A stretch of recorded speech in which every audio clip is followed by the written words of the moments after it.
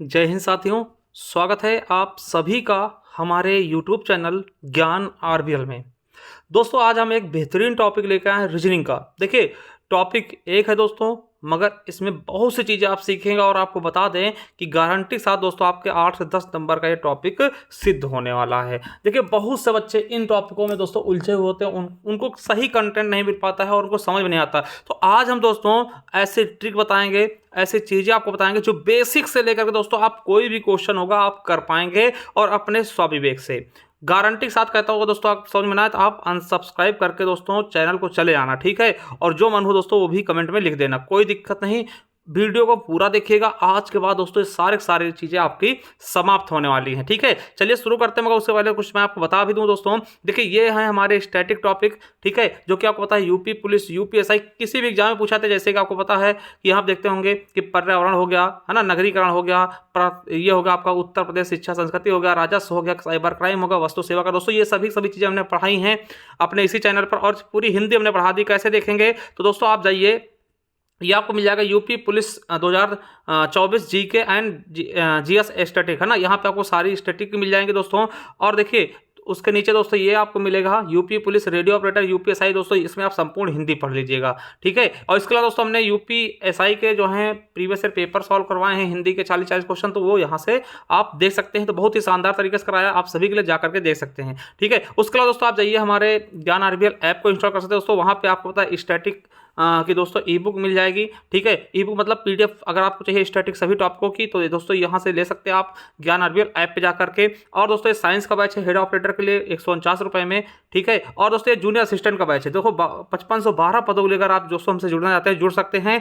5512 पदों मात्र भी दोस्तों 399 रुपये मिलेगा। इसके बाद इसके प्राइस 499 कर दिए जाएंगे। और इसमें 2 टीचर आपको खुद ही जूनियर असिस्टेंट सेलेक्टेड मिलेंगे, संदीप सर और संजीव सर। तो जुड़ सकते हैं दोस्तों, ठीक है। ये यूपी स्पेशल की दोस्तों ई बुक है, ठीक है। और दोस्तों ये है हमारी स्टैटिक की ई बुक, देख लीजिएगा। इसमें इतने सारे टॉपिक्स आपको मिलने वाले हैं सभी दोस्तों। इसके अलावा इसी में दोस्तों आपको एफडीआई भी जोड़ लीजिएगा, ठीक है।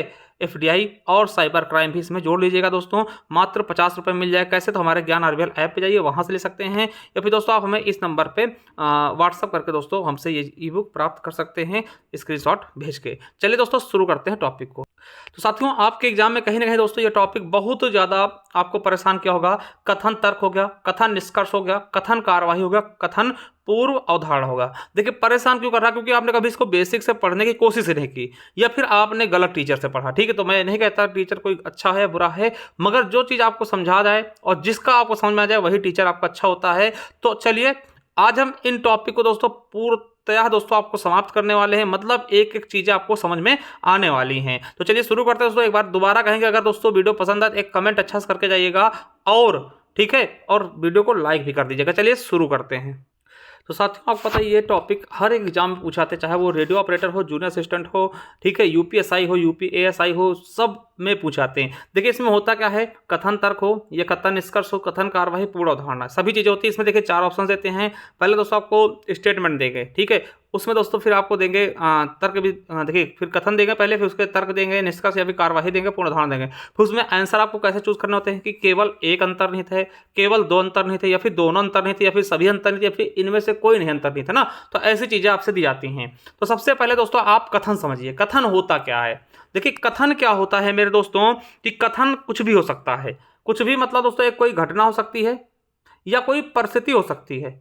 कथन मतलब क्या क्या हो सकता है। कथन जैसे कोई कथन कहा गया तो वो क्या हो सकती है, ये तो कोई घटना घटी होगी, या फिर कोई परिस्थिति होगी, या फिर कोई चीज़ें चल रही होगी दोस्तों, उन पे ही कथन बनते हैं, ठीक है। तो ये चीज़ें आपसे कहीं पूछी नहीं जाएंगी, हालांकि है ना, इनका कोई यूज नहीं है, मगर दोस्तों मैं अब बताने वाला हूँ कथन तर्क और ये पूर्ण अवधारणाएं होते क्या हैं, ठीक है। चलिए अब देखिए एक चीज़ समझने की कोशिश करिए। अगर ये चीज़ें, अगर आप ये खेल आप समझ गए तो कभी भी कोई दिक्कत नहीं होगा। देखिए आप कभी देखते हैं कि हमारे काल में अगर देखते हैं 3 काल होते हैं। एक होता है दोस्तों वर्तमान काल। क्या होता है? वर्तमान काल। क्या होता है? वर्तमान काल। वर्तमान काल। एक होता है दोस्तों भूत। भूत क्या होता है? जो दोस्तों बीत चुका है, ठीक है।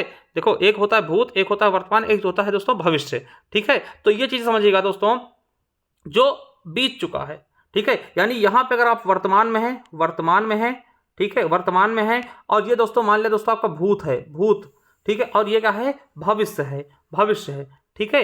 अब देखिए कथन और दोस्तों पूर्ण अवधारणा क्या होती है। देख, कथन कुछ भी हो सकता है, घटना हो सकती है या फिर परिस्थिति हो सकती है, ठीक है।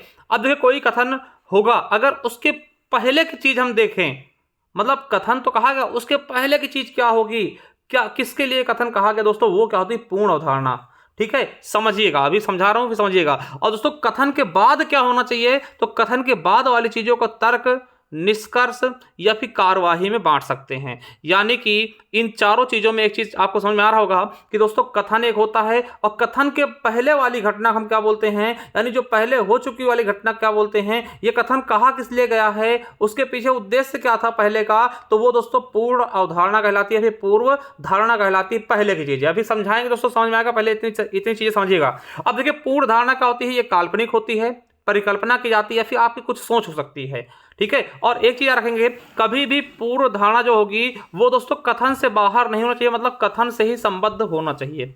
समझिए, जैसे जैसे समझिए, हमने कहा कि हमने एक कुछ नाम दिखा दोस्तों, जैसे हमने कहा कि भैया जो शिव है ना, या फिर शिव है, वो दोस्तों रास्ते में उसका एक्सीडेंट हो गया। अब देखिए एक्सीडेंट हो गया, आपके दिमाग में तुरंत आएगा, तुरंत क्या आएगा कि हो सकता है उसने गाड़ी तेज भगाई हो, ठीक है, हो सकता है उसने गाड़ी तेज भगाई हो। यानी कि जो आपका एक्सीडेंट वाला कथन था, उसके पहले की चीज आपकी क्या थी कि भैया एक्सीडेंट क्यों हुआ होगा, क्योंकि उसने गाड़ी तेज भगाई होगी। मतलब जो चीजें आपके दिमाग में आ रही हैं पहले की चीजें कि ये चीजें हुई काहे लिए होंगी, तो वो पूर्व धारणा होती है। मतलब कि उस कथन की पहले की चीजें क्या होती हैं, पूर्व धारणा होती हैं। इतना समझ गए, अभी नहीं समझे तो अभी आगे और समझाएंगे, परेशान मत होइएगा। अब देखिए समझ में ना कि हमने कहा कि शिव का एक्सीडेंट हो गया, शिव बाइक से जा रहा था, उसका एक्सीडेंट हो गया, तो आपने दिमाग में क्या आया कि पहले क्या होगा भाई, वो बहुत तेज गाड़ी चलाया होगा, है ना, या फिर दोस्तों उसने नशा कर रखा होगा, या फिर उसने ट्रैफिक नियम का पालन नहीं किया होगा। ये सभी कथन सही होंगे, ठीक है। अब ये थोड़ी नहीं कह देंगे कि हाँ शिव का एक्सीडेंट होगा क्योंकि उसने खाना नहीं खाया था।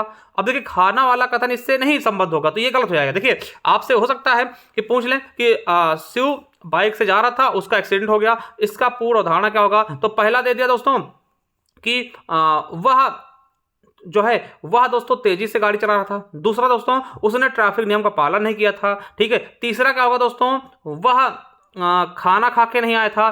तो इनमें से कौन सा कथन सही, तो आपको पता होगा पहला वाला सही होगा, दूसरा सही होगा, यानी कि कथन 1 व 2 निहित हैं, ठीक है। तो इस तरीके से देखिए खाना से कोई मतलब थोड़ी एक्सीडेंट का, ठीक है, तो मतलब उसी चीज से रिलेटेड आपको सोचना। अब देखिए ये समझ गए, तो पहले घटना क्या हो गई, घटना क्या थी कि भैया उसका एक्सीडेंट हुआ, तो आपकी सोच क्या गई कि भैया उसने गाड़ी तेज भगाई होगी ना, ये समझ में आया, ये पूर्ण था ना, मतलब पहले क्या हुआ। अब दोस्तों बाद में क्या हो रहा, निष्कर्ष क्या निकला, तो दोस्तों एक्सीडेंट का निष्कर्ष क्या निकला, यानी कि उसको चोट लग गई। तो दोस्तों मतलब कि घटना के बाद की चीजें जो होंगी वो तर्क होंगी, निष्कर्ष होंगी और कार्यवाही। हालांकि दोस्तों तर्क में बाद बता दूंगा, पहले निष्कर्ष, कार्यवाही और पूर्ण अवधारणा समझिए, ठीक है। तो दोस्तों अब उसकी एक्सीडेंट हुआ, अब निष्कर्ष क्या निकला, भाई एक्सीडेंट होगा, निष्कर्ष क्या निकला, गाड़ी टूट गई होगी, उसको चोट लगी होगी, है ना, उसको चोट लगी होगी, तो दोस्तों ये निष्कर्ष हो गया। अब कार्यवाही क्या होनी चाहिए भैया, कार्यवाही क्या होनी चाहिए भैया, कार्यवाही क्या करोगे आप, तो दोस्तों उस घटना से अगर रिलेटेड मैं पूछूं तो मैं कहूंगा भैया कि उसको चोट लगी तो उसको डॉक्टर के पास पहुंचाया जाए, अस्पताल पहुंचाया जाए, उसका इलाज करवाया जाए, यही तो कार्यवाही करेंगे आप।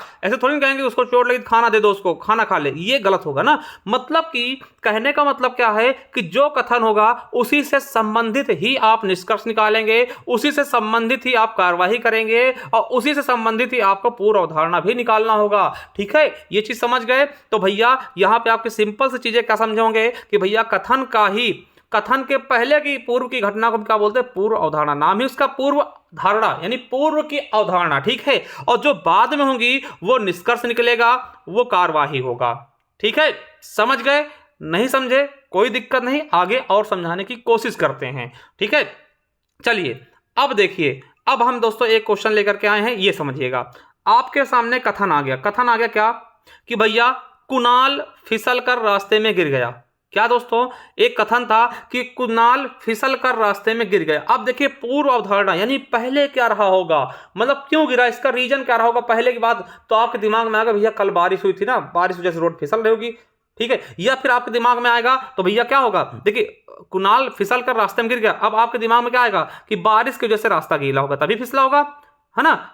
ऐसा थोड़ी ना कि कुणाल लेट में जा रहा था, तो ये गलत है ना, कुणाल जो है पैदल जा रहा था, इससे कोई मतलब नहीं। देखिए जो चीजें उससे संबंधित हो, कथन से संबंधित हो, भाई फिसला किस लिए, फिसलने का रीजन क्या है, बारिश की वजह से रास्ता गीला होगा या फिर किसी ने रास्ते में पानी भर दिया होगा, दोस्तों दोनों कथन सही हो जाएंगे, क्योंकि दोस्तों गिरने का संबंधित इसी तो होगा, है ना। रास्ते में गिरा यानी फिसल कर गिरा है, तो फिसलने का मतलब क्या है, पानी भरा होगा। अब पानी भरने के कई कारण हो सकते हैं, तो वो वाले इसमें सही हो जाएंगे। अब यहां कहते हैं उसने खाना ज्यादा खाया था इसलिए फिसल कर गिरा, तो ये गलत हो जाएगा ना। तो मतलब ये संबंधित चीजें आपको देखने की वो संबंध उससे बना रहा है या नहीं, ठीक है। अब निष्कर्ष क्या निकलेगा, तो निष्कर्ष क्या निकलेगा दोस्तों, निष्कर्ष क्या निकला, चोट लगी होगी उसको, कपड़े भी उसके गंदे हो गए होंगे, है ना, ये निष्कर्ष हो गया। अब कार्यवाही क्या होगा, भैया कार्यवाही तो इस कथन का यही होना चाहिए कि तुरंत डॉक्टर को बुलाया जाए, ज्यादा चोट लगे एम्बुलेंस को बुला लो, उसका इलाज करवाओ, उसको तुरंत फर्स्ट एड दो, है ना। तो ये सभी इसके क्या हो जाएंगे दोस्तों, निष्कर्ष निकल जाएंगे, सॉरी कार्यवाही कर दी जाएगी उस पर। समझ गए कि भैया कि कुणाल कथन हो गया, कथन के पहले वाली चीजों को क्या कहते हैं हम, पूर्व अवधारणा कहते हैं। उसके बाद दोस्तों जो होती है, जो चीजें घटती हैं वो निष्कर्ष होता है, और उस पर जो कार्यवाही करते हैं हम वो क्या होती है, कार्यवाही कहलाता है। इससे दोस्तों आपको कुछ ना कुछ स्पष्ट जरूर होगा ना। चलिए एक और देखते हैं। देखिए दोस्तों ये थोड़ा समझिएगा, जैसे हमने कहा, क्या कहा कि राजू को कोविड हो गया। अब देखिए ये कोविड पहले चल भी रहा था, तो हमने कहा कि राजू को कोविड हो गया। अब आपके दिमाग में क्या आएगा, क्यों कोविड हुआ, इसके पहले की चीजें आप सोचेंगे तुरंत कि भैया देख रहे थे वो घर से बाहर बहुत निकल रहा था ना, बहुत निकल रहा था, उसने मास्क भी नहीं लगाया था, दूरी मेंटेन नहीं कर रहा था, 2 गज की दूरी नहीं, और दोस्तों जो नियम थे ना क्वारंटाइन, मतलब जो भी नियम थे दोस्तों उनको फॉलो नहीं किया, और ये बहुत बाहर घूम रहा था, इसीलिए इसको कोरोना हुआ, है ना, इसीलिए इसको कोविड-19। ये पूर्व अनुमान है, ऐसा थोड़ी नहीं कहेंगे कि वो खाता बहुत था। भैया ये खाने से उसका कोविड से कोई लेन देन थोड़ी, मतलब उससे संबंधित ही आपके पूर्वानुमान भी निकलने चाहिए, ठीक है। अब निष्कर्ष क्या निकलेगा, भैया निष्कर्ष क्या निकला कि भैया वो उसका कोविड पॉजिटिव आया होगा, उसको दोस्तों निष्कर्ष क्या निकला, उसको बुखार आ रहा होगा, तेजी से जुकाम हो रहा होगा, सांस लेने में परेशानी हो रही होगी, है ना। अब दोस्तों ये हो गया ना, निष्कर्ष हो गया। क्या निष्कर्ष निकला कि बुखार हो रहा है, उसके लक्षण दिख रहे हैं ना। और दोस्तों कार्यवाही क्या होगी कि भैया उसको क्वारंटाइन, सबसे पहले क्वारंटाइन करिए, इसका इलाज करवाइए, डॉक्टर से समझौता करिए कि क्या क्या चीज़ें उसको करनी चाहिए, काढ़ा दीजिए, है ना। तो ये सारी चीज़ें दोस्तों, विटामिन सी की गोलियां दीजिए, है ना, जो उससे संबंधित ये कार्रवाई हो जाएंगी। मतलब कि उसको उसके ऊपर कौन सी कार्रवाई होनी चाहिए। और एक चीज़ दोस्तों यार, हाँ कार्रवाई कभी हार्ड नहीं की जाती, बहुत कठोर कार्रवाई कभी नहीं करनी चाहिए, नहीं वो गलत हो जाता है, ठीक है। चलिए एक और समझाने की कोशिश करते हैं, फिर उसके बाद आपको मैं कुछ बताऊंगा, ठीक है। चलिए जैसे हमने कहा कि गोपाल 10th क्लास में फेल हो गया। क्या कहा मैंने कि भैया गोपाल था, एक व्यक्ति गोपाल था, वो 10वीं में फेल हो गया, बिल्कुल फेल हो गया। अब आपके दिमाग में क्या होगा, अच्छा एक चीज़ आप सोचिए, हम कहते हैं कि चलिए अगर आपसे कहूं कि मैं फेल हो गया, तो आपके दिमाग में तुरंत क्या आएगा, आप भले ही मैं पढ़ रहा हूं मगर आपके दिमाग में पढ़े हो नहीं ना बेटा, इसीलिए फेल हो गए ना। तो ये चीज़ें जो आपके दिमाग में तुरंत आ जाए, जो आम आदमी के दिमाग में तुरंत आए, वही दोस्तों पूर्व अवधारणा होती है ना। पूर्व अवधारणा क्या होगी कि पढ़ाई नहीं की होगी, स्कूल नहीं गए, फालतू घूम रहे थे तुम पढ़ाई के समय, है ना, तो ये लेक्चर जो देते हैं ना वो होती पूर्व अवधारणा, ठीक है। अब निष्कर्ष क्या निकला कि भैया निष्कर्ष यही निकल रहा है कि उसे फिर से 10th पढ़ना ही होगा, क्योंकि भैया फेल हो चुका है, तो 10th तो दोबारा करना होगा। अब कार्यवाही क्या करेंगे घर वाले, तो दोस्तों कार्यवाही क्या होगा, पढ़ाई बेटा अच्छे से करो, तुम्हारी ट्यूशन लगवा दें, तुम ज़्यादा घूमने मत जाना भैया, पढ़ाई करना अच्छे से, ठीक है। अब देखिए यहीं पर क्या होगा समझिएगा, आमतौर पर घर वाली कार्रवाई दोस्तों गलत हो जाती, यहीं पे कार्रवाई करेगा, गोपाल 10th में फेल हो गया, इस पे कार्रवाई क्या होगी कि उसके पिताजी उसको चप्पलों से मारेंगे, बेल्टों से मारेंगे। दोस्तों ये चीजें हमेशा गलत होंगी, कभी भी कठोर कार्रवाई नहीं करनी, ठीक है। हाँ आपके साथ हुई होगी, आपने मार खाया होगा, वो अलग चीजें हैं, मगर कभी भी इसमें दोस्तों कठोर कार्रवाई आप अपनी तरफ से नहीं करेंगे, ठीक है। तो कठोर कार्रवाई हमेशा गलत होती है, हमेशा इसमें दोस्तों आपको बहुत ही सूझबूझ के साथ एकदम नॉर्मल तरीके से पेश आना है, ठीक है। ये चीज समझ रहे हैं कि ऐसा नहीं कि तुरंत आप मार के उसको बिठा दो कि भैया काहे नहीं पढ़ो, हाथ पैर तोड़ दे, बेल्ट चटका देना, तो ये चीजें बिल्कुल गलत होंगी, ठीक है। हाँ ये कहोगे बेटा अच्छे से पढ़ाई करो, कोई दिक्कत नहीं, अगली बार पास हो जाओगे, ठीक है। तो कार्यवाही हमेशा सरल होनी चाहिए, एकदम सिंपल होनी चाहिए, किसी को मतलब कठोर कार्यवाही नहीं होनी चाहिए। देखिए जैसे कि एक क्वेश्चन आपका कई बार पूछा गया, समझिएगा कठोर कार्रवाई मतलब क्या होता है। चलिए अब दोस्तों कठोर कार्रवाई किसको कहते हैं समझिएगा। मान लो दोस्तों आपके यहाँ एक चौकीदार है, आपने चौकीदार रखा, घर की रखवाली करिएगा रात में। अब आप आए दोस्तों, देखा कि चौकीदार सो रहा है, तो आप क्या करेंगे, आप उसको क्या करेंगे, तुरंत उसको भगा देंगे, उसकी ड्यूटी से निकाल देंगे, या फिर दोस्तों उसको पनिशमेंट करेंगे, या फिर दोस्तों आप उसको जगाएंगे और उससे पूछेंगे क्यों आप सो रहे थे। तो दोस्तों यहीं पे आपको लगेगा हाँ उसको हम भगा देंगे, उसको निकाल देंगे, मगर दोस्तों ये कार्रवाई आपकी बिल्कुल गलत होगी। हाँ, आप उससे पूछिए कि दादाजी या भैया जी क्या हुआ, आप सो क्यों रहे हैं ना, उससे पहले पूछिए तो सही कि रीजन क्या है। क्या पता दोस्तों कोई चोर आया हो और उसको दोस्तों बेहोश करके चला गया हो, है ना, या फिर किसी ने मार के फेंक दिया हो। तो ऐसी चीजें दोस्तों आप उन चीजों को समझेंगे, पहले उस पर अच्छे से निर्णय लेंगे, उसके बाद दोस्तों कभी भी कठोर कार्रवाई नहीं की जाएगी। ठीक है। अब देखिए एक चीज और बता दूं, आपने क्या किया, अब जैसे यहीं पर दोस्तों आपने, आपके यहाँ कोई चोरी कर रहा था, आपने उसको पकड़ लिया, तो आप उसको क्या करेंगे, उसको बहुत मारेंगे, बेरहमी से मारेंगे, है ना, तुरंत मारेंगे, बहुत भयंकर मारेंगे, तो दोस्तों ये सारी कार्रवाई गलत हो जाएंगी। आपको उसमें करना क्या है कि उससे पूछताछ करें, भैया काहे लिए चोरी कर रहे हो, या फिर दोस्तों सबसे अच्छा लॉजिक क्या होगा,